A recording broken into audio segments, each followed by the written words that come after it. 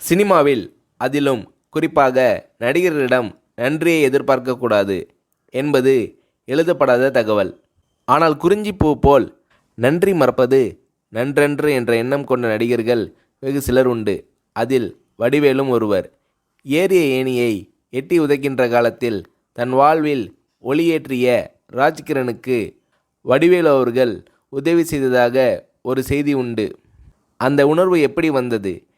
இதை பற்றி வடிவேலு அவர்களை ஒரு முறை சொன்னபோது, எப்படின்னு சொல்கிறது கஷ்டம்ன, ராஜகிரண் சார் இல்லைனா நான் இல்லை, இந்த புகழ் வசதி வாய்ப்பு எதுவுமே இல்லை, அவர்தான் கை தூக்கி விட்டு சோறு போட்டார், எனக்கு அவர் கடவுள் மாதிரி, அப்பேற்பட்ட மனுஷனுக்கு கஷ்டம் வந்தால் பார்த்துக்கிட்டு சும்மா இருக்க முடியாதுண்ணே, அதனால் என்னால் முடிஞ்ச உதவியை செஞ்சேன், அதை உதவின்னு சொல்கிறதே பெரிய வார்த்தைண்ணே, நன்றி கடன்னு தான் சொல்லணும், இன்னும் கூட தீர்க்க முடியாத நன்றி கடன் அது என்று உருகுகிறார் வடிவேலு.